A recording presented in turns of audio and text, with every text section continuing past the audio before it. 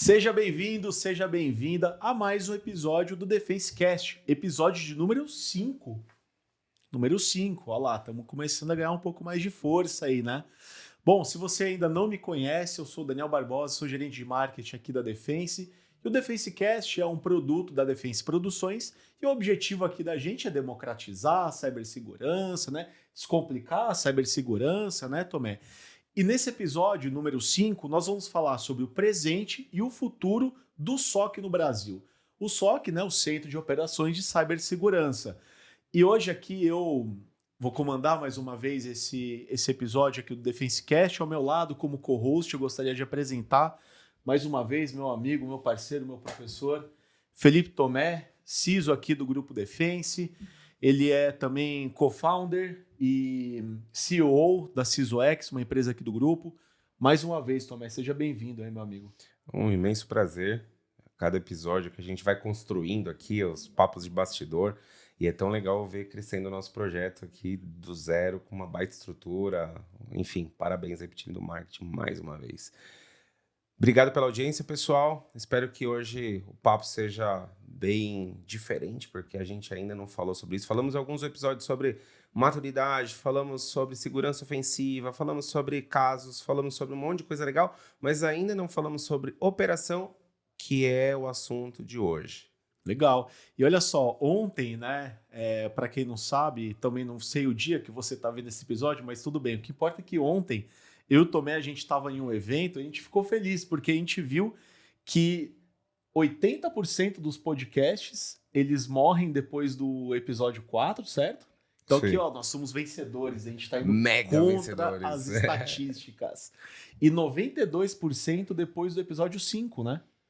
Eu acho que é isso. Exato. Então, ou seja, será que o DefenseCast vai acabar depois de hoje? Talvez, se a gente falar muita bobagem aqui, né? Não, jamais. Vamos, né? No ritmo que tá. Não, vamos lá. Bom, mas agora, sem mais delongas aí, vamos apresentar quem realmente importa nesse DefenseCast, que é o André Silvano. Ele é coordenador de SOC aqui da Defense, também aproveitando para apresentar ele para o público, o nosso coordenador de SOC. André, seja bem-vindo. Obrigado, pessoal. Boa tarde. Obrigado pelo convite. É um prazer imenso estar aqui com vocês hoje. Boa, maravilha. Então, ó, vou falar um pouco aqui para vocês verem o currículo desse cara. Profissional com mais de 15 anos em tecnologia de informação, apesar de ser rostinho aí de 22 anos e meio, sendo 10 deles focado em cibersegurança, com reportes diretos para CISOs e CEOs e empresas nacionais e multinacionais de grandes portes dos segmentos financeiro, tecnologia e setor de beleza. O André tem também experiências em cargos de liderança, recrutamento e formação de equipes de cibersegurança. Belo currículo, hein, André? Obrigado.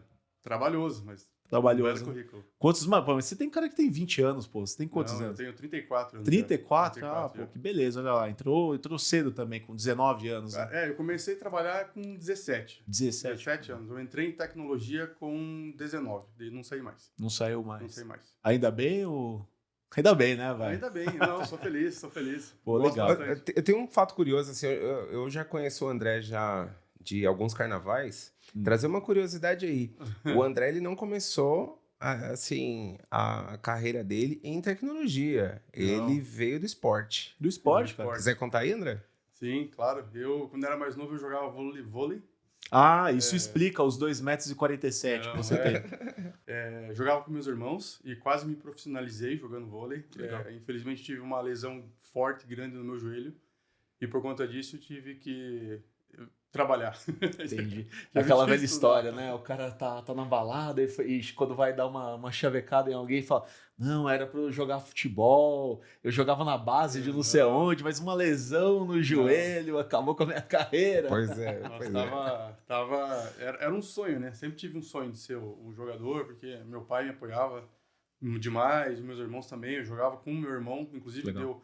eu mudei pra quadra, pro vôlei de praia para jogar com meu irmão. Então foi uma coisa Legal. muito importante assim, para mim. E infelizmente me machuquei e foi quando eu comecei a trabalhar, eu entrei na faculdade e não saí mais. Pô, isso é até um assunto que eu vou até anotar aqui, o esporte, porque o Tomé sabe que é um assunto que eu gosto muito Uhum. e eu gosto muito de correlacionar o esporte com a vida profissional, o profissional,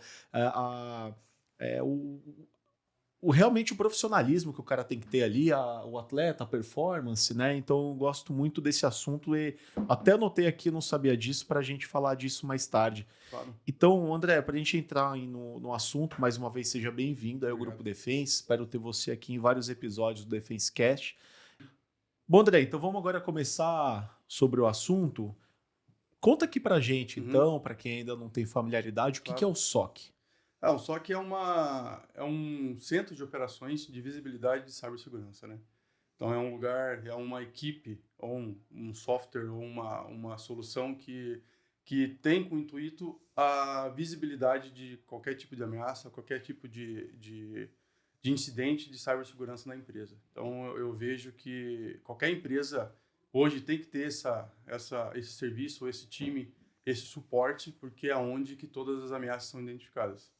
Legal, é como se fosse quase que aquela sala de crises, né, Tom? É mais ou menos isso? Exato. É quase isso. Exato. Eu já entrei num SOC de uma empresa que eu trabalhei, muito grande, assim, que o SOC tinha 80 telas. Era imensa, assim, era uma parede imensa, assim, sabe? Só com visibilidade de futuras ameaças. Então, possíveis ameaças, né? Então, é uma área que precisa de um cuidado um tanto grande, assim, que eu entendo, né? Eu já trabalhei em várias áreas de segurança. Já trabalhei com Blue Team, já trabalhei com engenharia, já trabalhei com resposta em incidente, já trabalhei também com Red Team, mas o SOC é o principal, porque todas as outras áreas se conversam com o SOC. Legal. E como que começou essa sua relação, né? Perguntando agora um pouco sobre você, né? Para as pessoas se familiarizarem cada vez mais aí contigo. Como que começou essa sua relação com a tecnologia? E aí depois caindo na cibersegurança? Então, né? Quando eu era mais novo, a gente não tinha computador em casa, né? A nossa geração realmente não tinha. Não tinha computador em casa e meu pai, ele trabalhava numa empresa que ele ganhou um notebook, aqueles grandões, assim, sabe? Bem antigos, assim. E eu via ele trabalhando e eu sempre fui curioso. Na vida inteira eu sempre fui curioso para tudo, assim. Então eu olhava ele trabalhando com aquilo e falava, cara, o que é isso? O que eu consigo fazer com isso, sabe? E ele sentava do meu lado, eu sentava no lado dele, na verdade, e começava a perguntar. E na forma dele me ensinar ali, eu comecei a gostar daquilo. Comecei a trabalhar, pô, gosto disso, gostei daquilo. Até que eu estava no 3º ano do ensino médio e perguntei à minha professora, assim, professora, que curso que eu vou trabalhar com computação? Daí ela me disse o curso que eu fiz, inclusive, que é a ciência da computação. Ela falou que tinha, foi aonde que eu comecei a estudar tudo. Mas trabalhando, meu primeiro trabalho foi um estágio que eu fiz numa empresa também lá do Sul, lá de Curitiba. E nunca mais eu soltei. Comecei a trabalhar com infraestrutura totalmente, cuidava de cabo, servidores, formatando um computador. E fui assim até 2013. Até 2013. Então, comecei de 2017 até 2013 trabalhando com isso, com infraestrutura. Em 2013 eu entrei em cibersegurança e não saí mais. Entendi. Então foi uma relação desde lá do começo e tal, e pelo que eu estava vendo aqui, quase que metade da sua vida dedicada à tecnologia, né? Dedicada à tecnologia. Pô, bacana. Tecnologia. E aí, Tomé? Todo mundo que trabalha com cyber e mais relacionado a aspectos técnicos assim, tem um passado muito semelhante, né? Eu vendo agora o André comentar assim, me desbloqueou memórias, assim, Passou um filmezinho na cabeça. Lembrou um pouco da minha infância. Eu tive contato um pouco mais cedo, com 10 anos, eu ganhei meu primeiro computador em casa e meu pai sempre me deu liberdade para fazer o que eu quisesse com o computador. Então, algumas vezes ele chegava em casa querendo usar o computador, eu tava com chave de fenda na mão, placa-mãe na outra. Eu quero usar, monta aí. Não, tem que formatar ainda, sabe? Então, e isso me instigou bastante a ser o que é o fundamento hoje do hacker, né? Muita gente tem imagem errada do termo hacker, achando que hacker é sinônimo de criminoso. Exato. Mas a gente vai ter programa sobre isso, aí um pequeno spoiler. Exato. E hacker não é criminoso. Hacker é esse fução. E aí, geralmente, esse fução que descobre vulnerabilidades, ele explora a vulnerabilidade, vê que ele consegue explorar e aí ele toma uma decisão na vida dele. Ele é o bonzinho que avisa ou ele é o malvado que explora aquilo buscando algum prejuízo ali. Então, quando você começa a sua vida, a sua carreira nesse cenário, é onde você acaba tendo esse instinto de caçar problemas e buscar ali uma solução para isso. Exato. Então, eu costumo dizer assim que muitas das pessoas que têm essa origem, né, e começou com essas características da carreira, ela acaba sendo direcionada sem saber para ser um futuro membro de um SOC, porque é exatamente essa função, né, que a gente tem ali. É o primeiro nível, é o peito da batalha, então é onde acaba vendo as primeiras ameaças ali aparecendo, é onde que vê as primeiras coisas acontecendo. Então, pessoas que têm esse background costumam ter um pouco de facilidade ali, porque já vem forjado a fuçar, identificar, ser curioso desde cedo, né? Então, se for traduzir ali, o segredo é o cara que é curioso, o cara que ele Exato. respira ali, acorda de manhã, né? Aquele adolescente que toma um todinho, procura ali um pouco na internet sobre o que precisa procurar, respira mais um pouco e fala assim, não, agora eu vou curiar, descobrir um pouco mais sobre tecnologia. Exato. Isso são dicas valiosíssimas para você que está assistindo esse episódio, ouvindo esse episódio e quer trabalhar com cibersegurança, quer trabalhar com tecnologia. Desde que eu entrei, uma das coisas que eu mais tenho ouvido falar é que faltam profissionais na área, né? Falta. É uma área com muita demanda, certo? De emprego Uhum. e com poucos profissionais ali extremamente qualificados. Então, essas aí são dicas essenciais para quem deseja entrar aí no mercado. Eu sinto que ainda cibersegurança é um ramo de tecnologia que ainda não é tão conhecida, sabe? Então, posso contar um exemplo. Eu vindo para São Paulo, o taxista perguntou o que eu fazia. Eu comentei, sou gerente de cibersegurança. O que é cibersegurança? Tive que explicar para ele o que era. Eu comentei do hacker que você falou. A gente protege a empresa contra um possível hacker, de uma possível ameaça, possível vulnerabilidade, etc. Então, o trabalho de cibersegurança numa empresa é essa.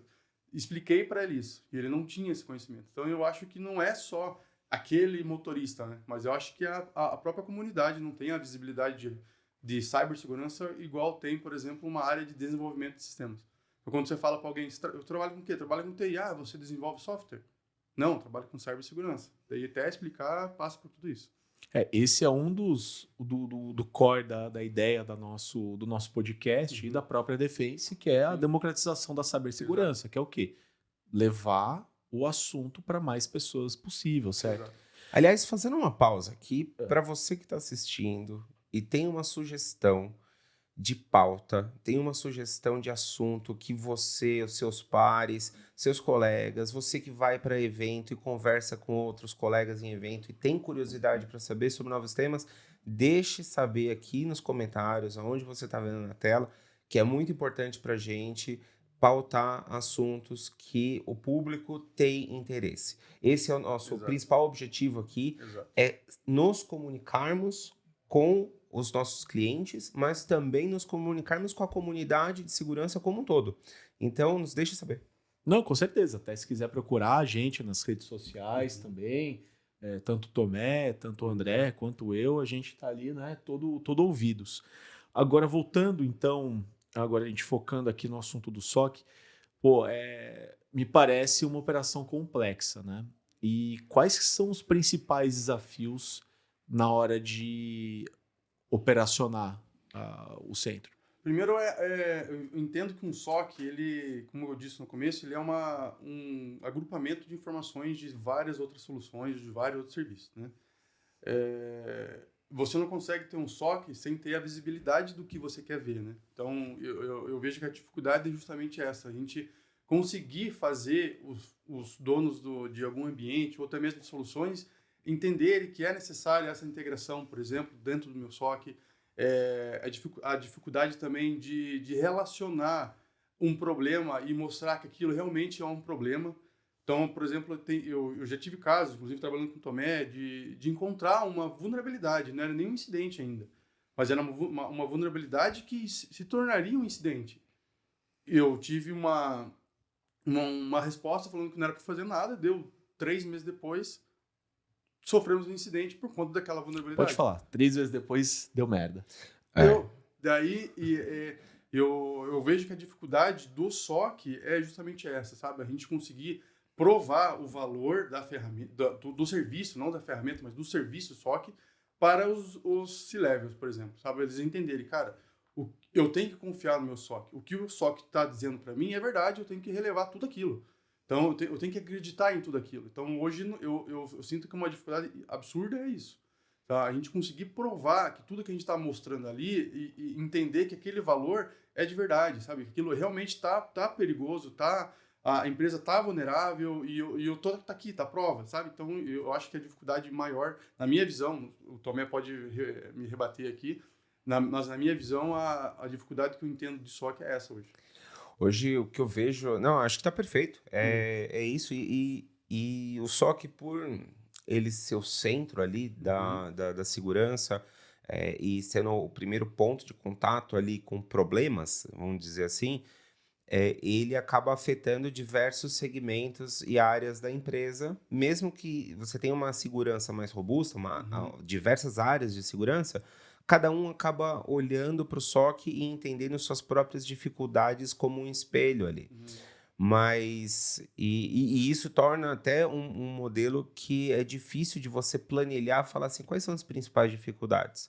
Porque cada área, o que o SOC pode influenciar na área de desenvolvimento seguro? Diversas coisas. O que o SOC pode influenciar na área de proteção contra vulnerabilidades? Diversas coisas. Então, o SOC ele influencia muitas coisas. Mas o que eu tenho de visão e o que eu acredito que são os principais pontos assim que o SOC geralmente falha, ou existe falha na implementação de um SOC ali. Primeiro aspecto, desconexão com o negócio. Você vai e planeja um SOC com investimento altíssimo, você coloca lá 80 TVs assim para mostrar tudo e de fato o que você está trazendo ali de produto final não está alinhado com o apetite ao risco da sua empresa. Então muitas das vezes você vai detectar um monte de coisas e a empresa não está nem aí para isso porque o apetite ao risco é alto e a alta gestão está relevando tudo aquilo. Então dá aquela sensação de frustração para o time que vai caçar problemas, vai resolver problemas e a alta liderança não vai, entre aspas, ver valor. Estou falando aqui com a lente de quem já viveu a operação e sentiu isso na pele. Então, você estar desconectado com o negócio também é um problema. E aí o inverso, né? Também há aspectos de que você tem um SOC que não tem ali as suas capacidades para detectar um apetite ao risco mais conservador, a alta liderança está esperando que você vai olhar até barulho de alfinete cair no chão e o seu SOC não está modelado para atender aquela necessidade de negócio. Então, esse é o primeiro ponto. Segundo ponto, processos ineficientes ou desconexos com a realidade.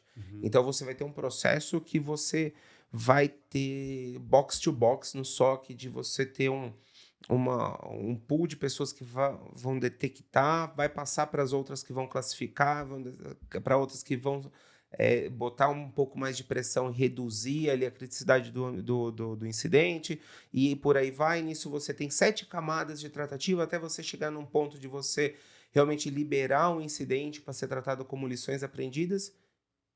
E aí isso daí está conectado onde com o seu restante do seu negócio. Ou seja, em determinado momento, né, toda essa cadeia, você vai precisar do time de tecnologia, você vai precisar do time de desenvolvimento, você vai precisar talvez de investimento, você vai precisar da área de comunicação, marketing, RH, e todos estão aderentes ao seu processo, porque senão você pode ser o mais eficiente do mundo. No final das contas, lá você não vai ser eficiente.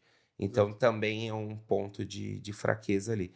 E um terceiro aspecto, que ele traz recursos, e eu trago um A e B. A primeira parte de recursos é o que você mencionou, Dani.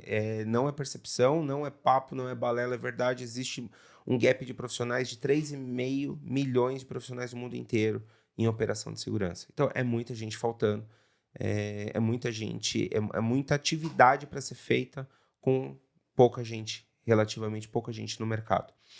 Mas o outro ponto que é bem crucial é a cobertura da monitoração sobre os ambientes. Uhum. Então, se você tem muita coisa na sua empresa e você monitora 1/3 disso, ou você tem muitos ativos críticos e você monitora 1/3 disso, metade, qual é a sua eficiência no final das contas para proteger o seu negócio? Está conectado com o negócio? Seu processo está aderente para garantir que você vai ter essa cobertura? Como que eu vou decidir uma possível, um aumento de budget para uma área se eu não tenho a visibilidade do que é essa área, né? Do que eu tenho. Exato. Concordo. Então, você plugar um SOC e montar um SOC, principalmente com esses três gaps, é o que o pessoal comenta de que é a receita do insucesso. Exato. Então, fica a dica e tente aprimorar, principalmente com esses 3 gaps aí. Mas o que você já viu, André? Principalmente desses 3 gaps que eu falei. Não vamos entrar muito no radar ali de 10, 12 gaps, 15 gaps. É porque é o que eu falei. Se caçar, tem outros grandes problemas aí que acontecem. Mas entre desconexão com o negócio, processo que não é alinhado com outras áreas e falta de cobertura, o que você acha que é o que mais afeta ali a eficiência do SOC? Eu acho que é a desconexão com o negócio. Por quê? Porque eu entendo que, para mim, uma vulnerabilidade crítica é um achado crítico no ambiente. Mas o que isso reflete para o negócio, né? Então, o que eles entendem de risco com esse meu achado aqui, vou dizer assim? Isso vai afetar o que na empresa? Vou perder credibilidade, vou perder dinheiro, vou perder um negócio, não sei. Então, essa desconexão, eu acho que mais afeta um SOC. De volta àquilo que eu comentei de provar o valor.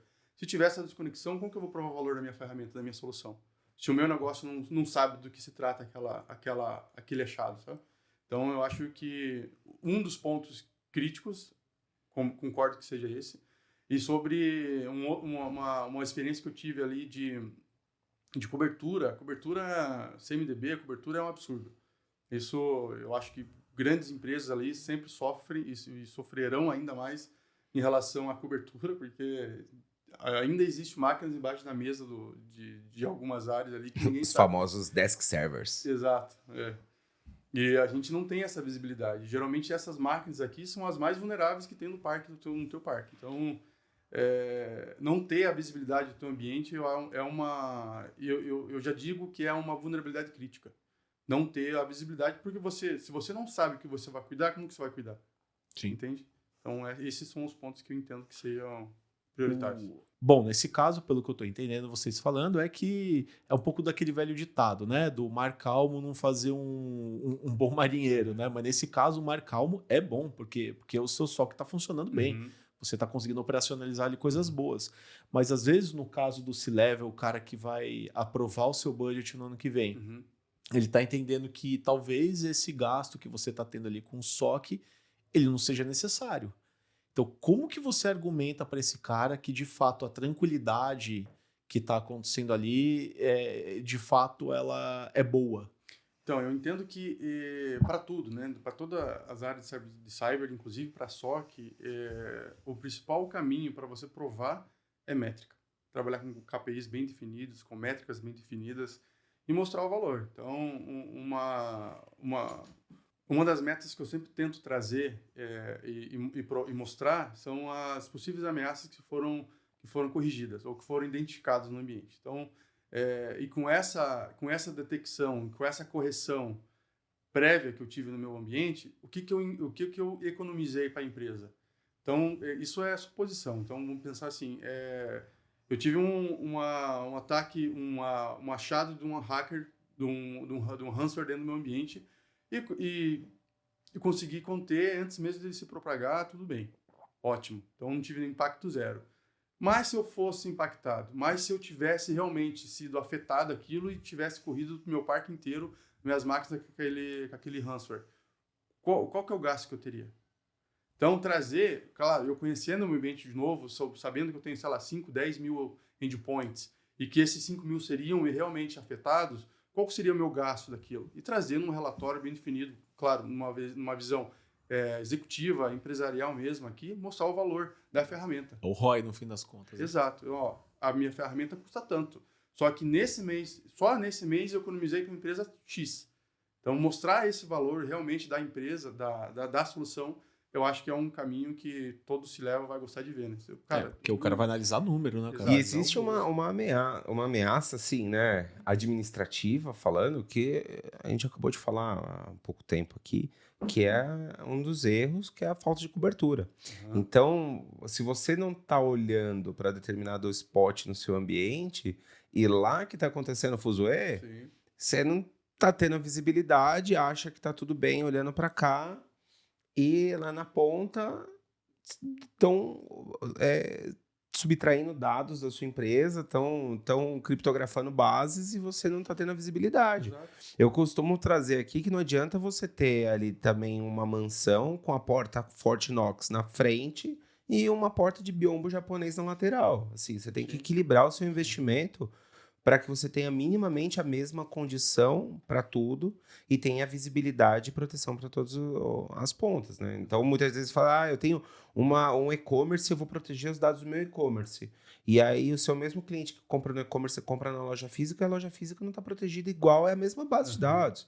Então, assim, se você não tem a mesma visibilidade para tudo, o seu SOC pode parecer que é ineficiente, mas tudo muito devido à sua falta de estratégia e falta de investimento. Agora, pensando assim, beleza. A empresa ali. Qual que. Existe o tamanho ou porte da empresa para entender que é hora de adotar um SOC? Não. Eu acho que eu, defendendo a minha área, que eu gosto muito, que é a operação do SOC, eu acho que qualquer tamanho de empresa e qualquer empresa tem que ter. Claro, não estou dizendo para investir num SOC imenso, não disso, mas ter alguém ou ter um suporte para justamente visualizar o teu ambiente, entender se o teu ambiente está em risco ou não. Então, isso, às vezes, uma empresa de 5 pessoas pode ser impactado do resto da vida dela, da empresa, né? Às vezes sofre um ataque, não sabe de onde e acaba perdendo os dados ali e aquilo cai já na perda de credibilidade, perda de mercado, etc. Então, eu acho que só que tem que estar incluso em qualquer tamanho de empresa. A reputação, A ela não tem reputação. preço, né? Não tem A gente preço. estava vendo isso ontem também, né? O peso ali da reputação.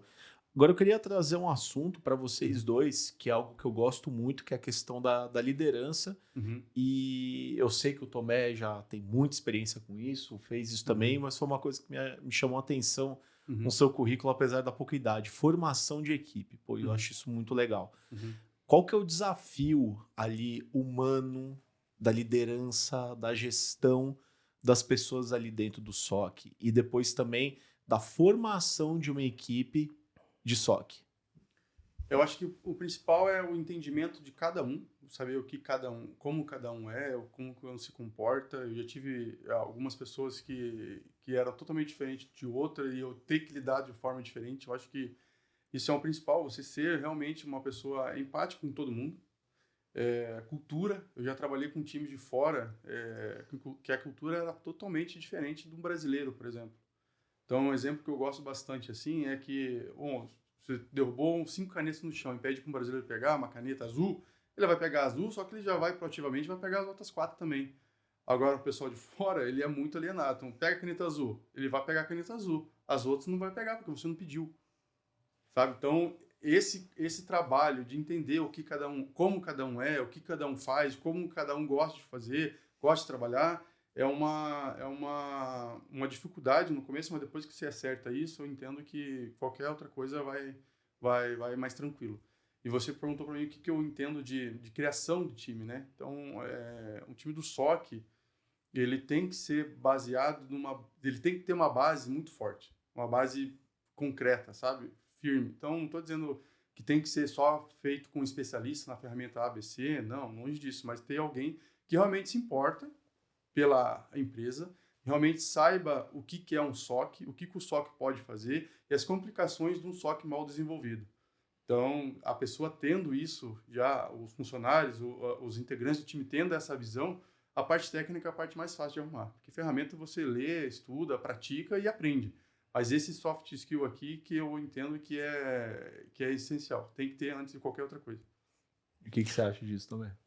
Não, super de acordo. Eu acho que o bom gestor, independente da área, se a gente está falando de uma liderança de SOC Uhum. em operações complexas, ou se a gente está falando num gestor, numa clínica estética, a sua melhor característica como gestor é entender as particularidades de cada um do seu time Exato. e potencializar as fortalezas de cada um, né? Então, existe uma pluralidade de capacidades técnicas dentro do ambiente de SOC. Tem gente que tem mais facilidade por manusear ferramentas de detecção, outros são mais espertos e ágeis ali na resposta a incidente. Tem outros que têm mais aptidão a redes, outros têm mais aptidão à aplicação.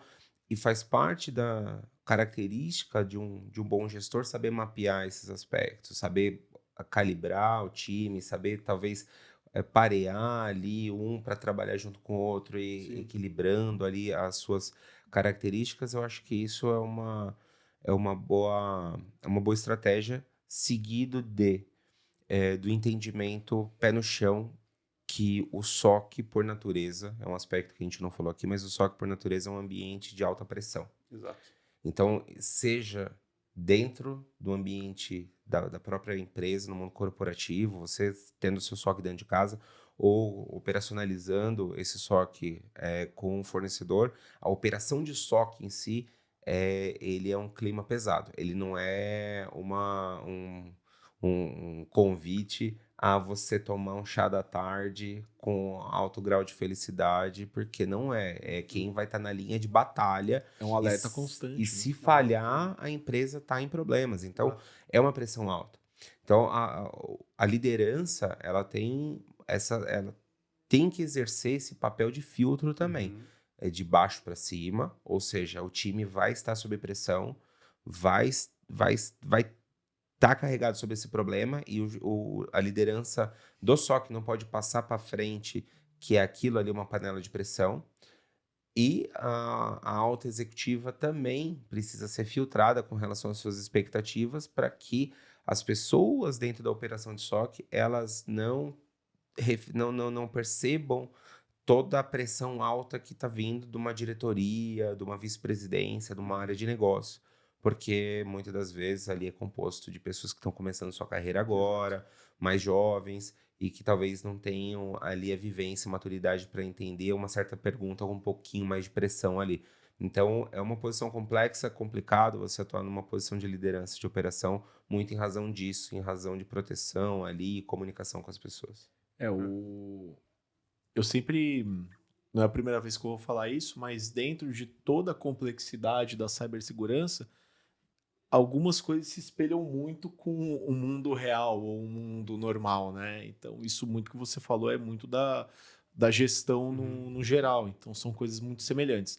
Agora, imagino que ao longo da sua carreira você deve ter vivido momentos de pressão e momentos de crise, certo? Bastante. Bastante, né? E o que fazer numa hora dessa? Na hora que apitou ali a luz vermelha ali do Eu SOC. vou contar uma história para você com um grande mentor meu, Felipe Tomé. Não conheço. Não conhece? Então, ele é um... É um homônimo meu, meu. Eu tinha acabado de entrar na empresa e, juro, acho que fazia uma semana. Foi o tempo que eu peguei para estudar uma ferramenta. Eu não tinha ainda embarcado na parte de gestão nem nada, eu era um consultor de cyber ainda. E uma semana, Tomé me liga de madrugada. André, estamos sofrendo um ataque. Lembra disso, Tomé? Lembro. Cara, foi aquela correria, aquela adrenalina, porque eu gosto disso, sabe? Eu gosto dessa correria de, cara, o que eu vou fazer? Como que eu vou fazer? Resumindo, remediamos o problema, resolvemos o problema e aquilo a gente fez, claro, um runbook do que aconteceu, etc. Mas o sentimento daquilo é muito bom, sabe? Quando você tá com um problema que os outros dependem de você e que você tem o conhecimento daquilo e você consegue resolver. Então, é esse sentimento que fez eu gostar da área que eu trabalho hoje, sabe? Então, obrigado, Tomé, por ter me ligado. E como é? Beleza. O Tomé ligou para você. Uhum. Eu imagino que você tenha já ligado para algumas pessoas também em alguns momentos de crise. Você ali como ponto de liderança, né? O ponto focal ali, o ponto de segurança de muitas pessoas, né? Qual que é o papel de um líder de SOC num momento desse? Eu entendo que o papel é a comunicação. Então, por exemplo, estou no meio de um incidente, estou no meio de uma crise e eu sou o gerente ali da área. O meu papel é a comunicação, tanto igual o Tomé falou, do C-Level para mim e eu para os meus analistas, no caso, né? É a comunicação, é deixar transparente o que está acontecendo, o que foi feito e como que foi feito e o que será feito. Então, esse papel que eu entendo que é essencial, sem falar o filtro, né? Então, eu não posso deixar de maneira alguma a gente que presta serviço, por exemplo, para cliente. O cliente chegar em cima dos meus analistas aqui e querer cortar os dedos dele fora porque está demorando uma possível solução. Então, cabe a mim explicar para ele o que é o problema, o que está acontecendo, por que está demorando, o que tem que ser feito. Previsões, né? Previsões, exato. Então, o papel, na minha visão, de liderança em caso de crise é a comunicação. Perfeito.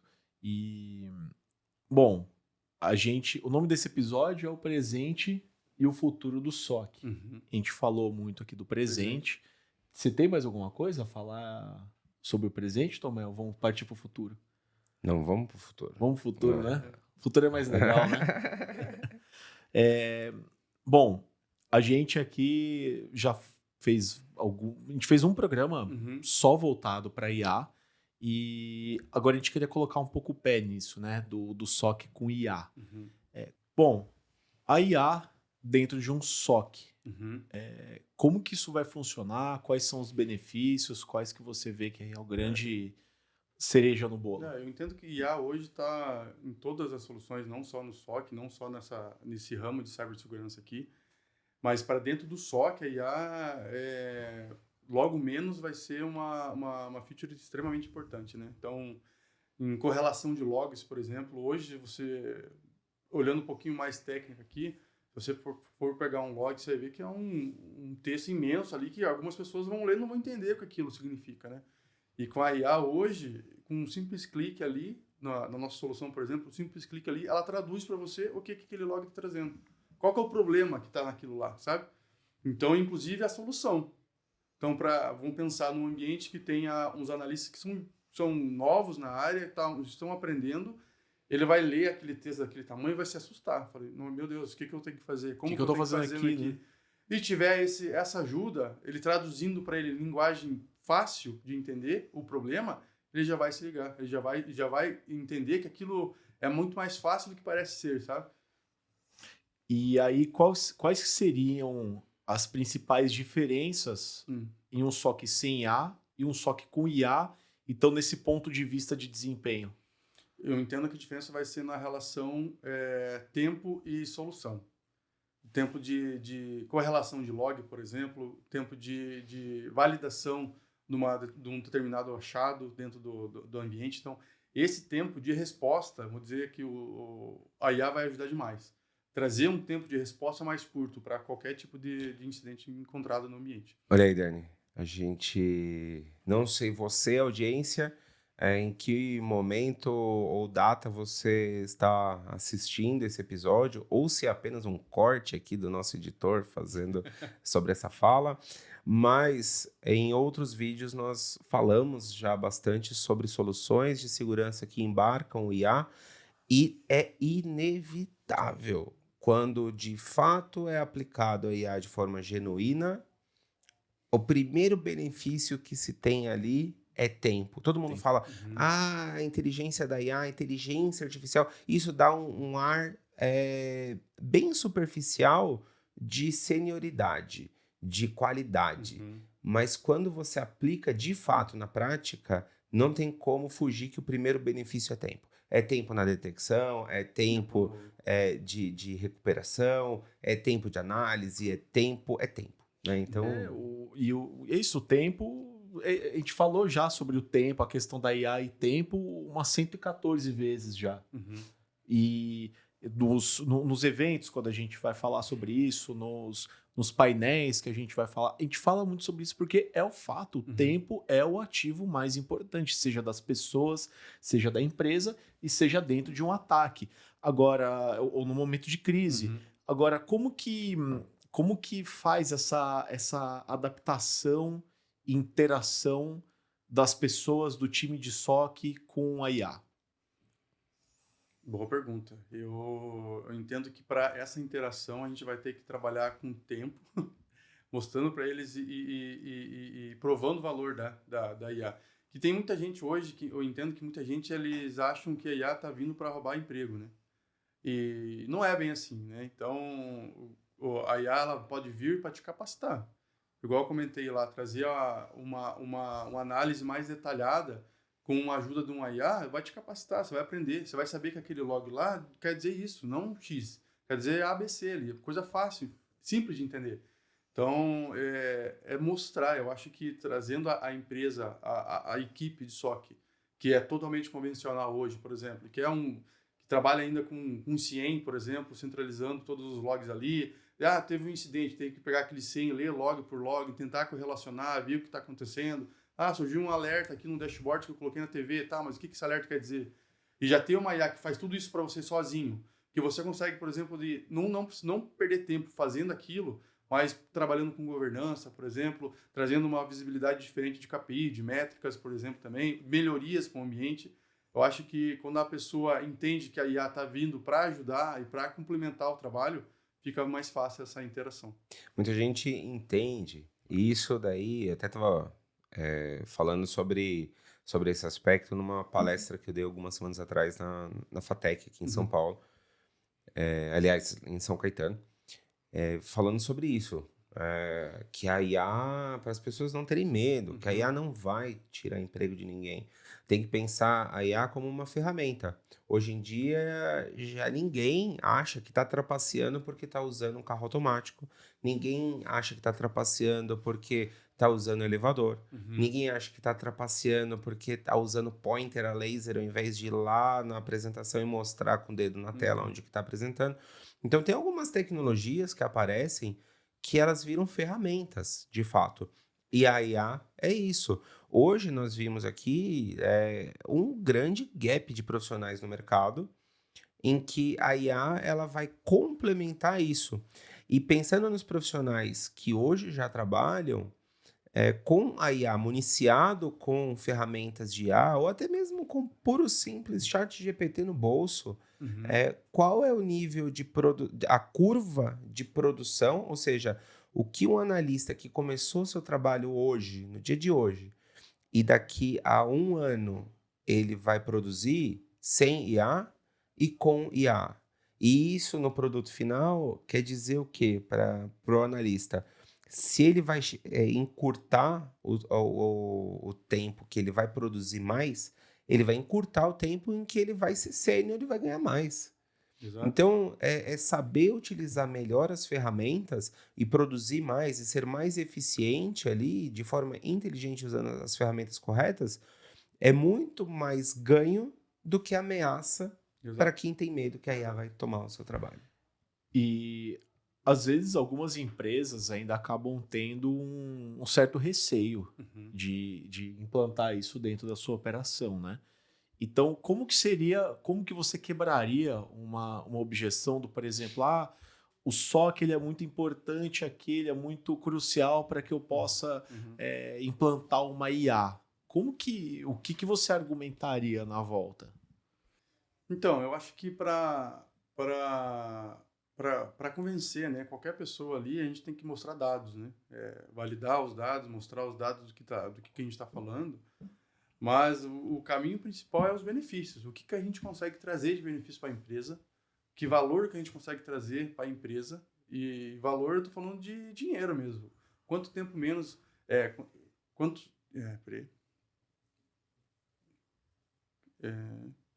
Então, eu acho que tudo se refere aqui em visibilidade para as áreas, né? O que a gente consegue trazer de visibilidade e de melhoria com um processo novo com IA, por exemplo, né? Então, falando em valores, o que eu consigo economizar para a empresa, por exemplo, provando para eles que uma solução IA vai fazer o trabalho que eu levaria, sei lá, 5 horas para fazer, ele vai fazer em 40 minutos. Fora que um SOC com IA, ele é naturalmente mais barato também, né? Mais barato e mais rápido também. Então, é mais barato, ele é mais rápido, porque em vez de, ele já detecta uma ameaça e já calcula a possível causa daquilo e já se previne para aquilo não acontecer mais. trazendo para você um how-to. Cara, ó, isso aconteceu por causa disso, disso, daquilo. Então, vamos correlacionar esses pontos aqui para não acontecer mais.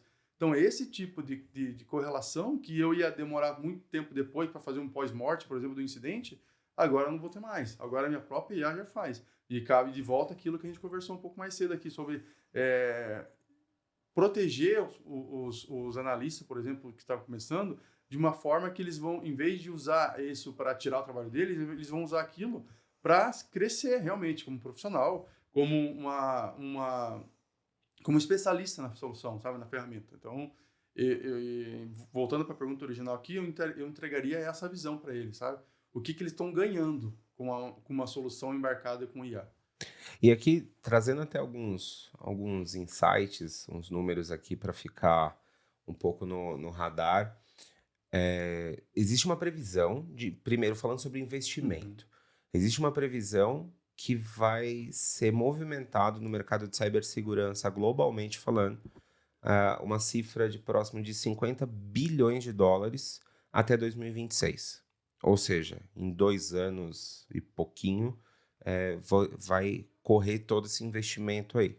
Então, isso é um reflexo que as empresas estão vendo cada vez mais a necessidade de estar mais protegidas, melhor municiadas, seja ela com produtos, serviços ou pessoas, mas é uma quantia vultuosa, falando principalmente quando você olha a reportes de alguns anos atrás, não tem nem comparação.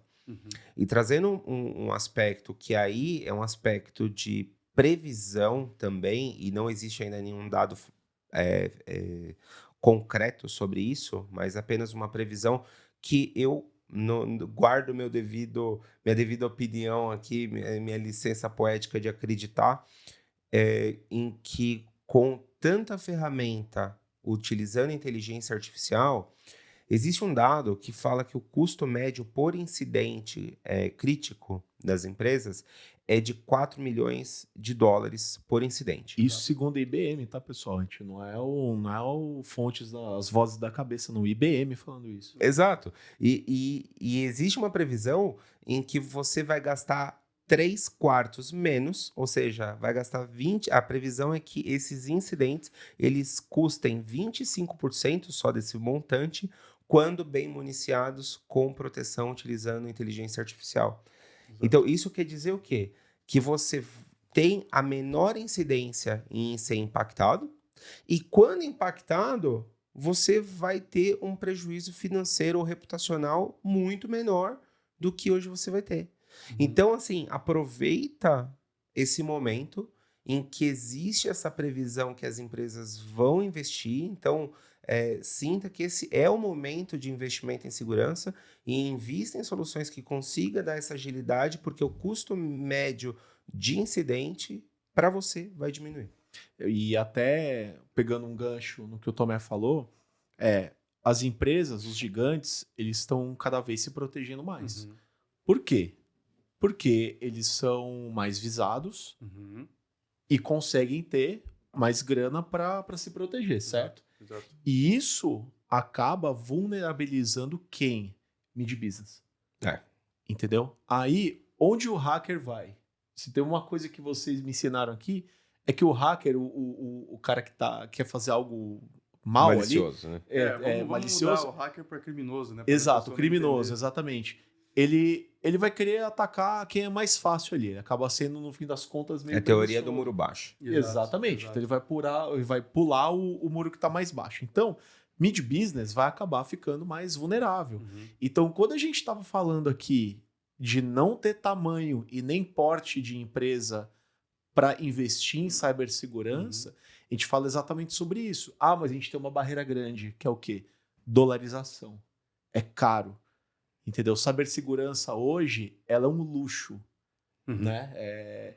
E exatamente por isso, quando a gente coloca a IA, quando a gente cria soluções aqui dentro de casa, no Brasil, para poder exatamente democratizar e trazer a possibilidade que essas empresas, esses mid-business, consigam ter uma proteção necessária para o negócio dele. Necessária. Então, isso é a hora que a gente começa a mudar o jogo e poder oferecer mais possibilidades. Então, quem acaba sendo contra a IA, pensa nisso, que são exatamente esses fatores que acabam derrubando algumas barreiras e aumentando muros, no caso, né? Exato. Essa teoria do muro baixo, ela é super aplicável, né? E é fato, no mundo físico, o crime físico, quando um bandido ele vai tentar invadir uma casa e vai olhar na rua, vai ver aquela tem um muro muito alto, aquela tem um muro mais ou menos, mas tem cerca elétrica, aquela ali tem um muro alto e aquela ali tem um muro baixo. E aí é o que é mais fácil. E no mundo digital é a mesma coisa, você faz ali o reconhecimento de IPs e portas ali, o que você tem ali de vulnerabilidades, e por mais que o alvo seja desejado, eu quero atacar a empresa X, e essa empresa, ele vai monitorar, vai olhar ali os pontos de abertura e vai falar, não tá tão fácil assim. Eu vou passar uma semana estudando durante a madrugada para realmente atacar a empresa X, quão motivado e o investimento eu tenho para manter essa minha motivação? Ou não, ou eu vou buscar invadir 3 empresas que têm 1/3 do tamanho, eu vou conseguir o mesmo lucro com menos esforço. Exato, Né? Então, exato. olhando com a cabeça do atacante, isso é super válido. E eu acho que a IA, ela possibilita com que as soluções, elas atinjam esse mercado mid-business, ou empresas que mesmo grande não têm ainda a maturidade de um programa de investimento a longo prazo, ou mais extenso, ou mais robusto em termos de aporte financeiro, com que você consiga trazer algum nível de proteção ali para o seu dia a dia. Então, se você não consegue, pelo menos, ter uma cerca elétrica, você consegue ter uma cerca e uma placa falando que é elétrica para colocar medo. E uma plaquinha de cuidado com o bravo. Cuidado com o Exato, bravo. exato. Então, assim, é possível com que você invista e traga ali uma camada de proteção para pelo menos afugentar, porque tenha certeza, vai ter muita gente motivada a invadir a sua empresa? Vai ter gente que vai trabalhar incansavelmente para entrar na sua empresa, não a do vizinho. Mas a grande maioria dos atacantes vão olhar para o que é mais fácil. E o que é mais fácil está também à distância de um clique. Exato. Então, se você consegue fazer com que ele mude de opinião assim, você já venceu e já economizou tempo E dinheiro. É isso. e dinheiro. IA e as soluções made in Brasil vão fazer com que isso seja possível para mais pessoas possível, certo? Com certeza. E até uma coisa, a gente estava falando do ataque, do custo por um ataque, né, de mais ou menos 4 milhões e meio de Pouco mais dólares. de 4 milhões de dólares. por ataque. Se você é dono de um mid-business, está aqui ouvindo a gente, fala, não, mas isso não se conecta muito comigo, porque às vezes eu nem faturo isso. Tá tudo bem. Sabe qual que é o tempo médio de sobrevivência de um mid-business após um ataque? 6 meses, cara. 6 meses depois um ataque, dependendo da criticidade, a empresa deixa de existir. Então, imagina, é o seu sonho, o seu Indo trabalho embora. indo Indo por embora. água abaixo. E hoje não é, ainda mais no Brasil, né, que tem a LGPD, que tem até a multa, né, por conta de um vazamento de dados. Às vezes o vazamento de dados aconteceu por causa de um ataque hacker. O cara vai perder dinheiro por conta do ataque e vai perder dinheiro por conta da multa que vai tomar por conta da LGPD. Então é muito perigoso, né? Ainda mais para a gente está falando para mid-business aqui, tomar um ataque aqui é praticamente fechar a porta, né? É praticamente fechar a porta. Acho que não vale a pena, né? Não vale. E alguma camada de proteção você tem que ter. Então, assim, uma das coisas que eu gosto quando eu olho para a nossa atuação aqui como Defense é esse olhar de democratização, né? Então, faz muito sentido isso daí para a nossa comunidade de segurança. Uhum. E acho que a gente tem que exercitar cada vez mais esse aspecto de aceitar novas soluções, aceitar novas sugestões Tendências ali, do mercado, tendências, do mercado. que tem tudo para facilitar a sua vida, deixa de fazer o convencional, vai para o mais eficiente, tem Esquece coisas aquela aí. famosa frase assim, né? Sempre funcionou desse jeito, não precisa mexer. Pois é. Essa é uma frase que a gente escuta. Você que trabalha faz tempo igual eu, sempre escutou, né? E hoje não cabe mais, né? Hoje não existe mais essa. Não cabe. Funciona desse jeito desde sempre. Tá bom, mas E se você colocar uma inteligência um pouco mais forte em cima, o quanto você consegue trabalhar a mais por conta disso. Então, essa visibilidade aqui, essa visão de negócio, a gente vai democratizar para todo mundo, né? Isso é fato. Né? Com certeza. Bom, IA é igual desempenho, e para a gente fechar a régua, fechar a conta, né? Não fechar a régua, fechar a conta aqui do nosso episódio, um assunto que a gente tinha falado ali no começo que eu queria falar, essa relação. A gente está falando de desempenho e falando também do esporte. Aqui são 3 pessoas, então, o cara que quase virou atleta profissional, o Tomé, que é um apaixonado por esporte, eu também sou apaixonado por esporte, nunca tive nem perto de ser profissional, só fui no máximo ali federado em algumas coisas e tal, e tá tudo bem. IA, desempenho, o desempenho do profissional, a importância do esporte disso na vida da pessoa, do trabalhador. O que você vê essa relação do seu tempo lá atrás como quase profissional, a resiliência que você tem hoje na sua vida, como que você enxerga? Cara, quando eu jogava, eu aprendi muita coisa, assim. E o principal foi isso que você acabou de comentar, resiliência. Hoje, se for falar um dos atributos do André, eu diria que é a resiliência. O Tomé pode comentar sobre isso, a gente já fez alguns trabalhos sobre, a gente já até participou de algumas outras mentorias que eu falo sobre isso. Mas no esporte você aprende a ser resiliente, né? Porque você hoje está ganhando, amanhã você pode estar perdendo. E você mais perde campeonatos do que ganha. Exato. Hoje o teu companheiro está jogando muito melhor do que você e você não pode baixar a cabeça, você não pode desistir, você tem que ir atrás porque uma hora a conta fecha, né? Então, quanto mais você trabalha, quanto mais você se dedica, você alcança. Então, a resiliência, no meu caso, eu vejo que foi isso, sabe? Porque é que não consigo mostrar foto aqui, mas na minha época eu era muito magro, sabe? Sempre fui alto, mas magro, não tinha força física nenhuma, não tinha habilidade do vôlei nenhum. Eu e meus irmãos, a gente começou a jogar vôlei no varal da minha mãe em casa, numa calçada que era caindo assim, então a gente aprendeu a jogar ali. E quando o pessoal ficava de férias, por exemplo, eu não parava de jogar, eu e meus irmãos. A gente ficava batendo bola ali o dia inteiro, até aprender a jogar, até aprender a atacar no vôlei. E quando o ano começava, com os treinos começavam, a gente sempre foi os que se sobressaíam. Eu e meus irmãos, a gente sempre, por conta disso, por conta da dedicação, da resiliência, e isso volta daí para o mercado também, né? Então, se você pegar 2 funcionários, está começando hoje, colocado quem tem mais capacidade, e não vou dizer capacidade, mas quem tem mais força de vontade de um do outro, você vai ver que esse que tem força de vontade vai chegar muito mais alto e muito mais rápido do que o outro. Então, eu trouxe isso do esporte para minha vida profissional e não só para a vida profissional, trago para minha vida pessoal também. Sou casado, tenho 2 filhas, tento trazer isso para elas também, entender. O esporte nada mais é que uma chave essencial na vida de todo mundo. Eu concordo plenamente. É você colocar ali, você falou pai de 2 filhas, colocar primeiro ali no esporte, o Tomé também, que é um pai de um moleque lindo, e colocar no esporte, se desenvolver a parte motora, lidar com frustração, aprender a comemorar as vitórias, trabalho em equipe. Exato, né? trabalho em equipe, como você falou, de liderança. Pô, isso é muito importante. Cara.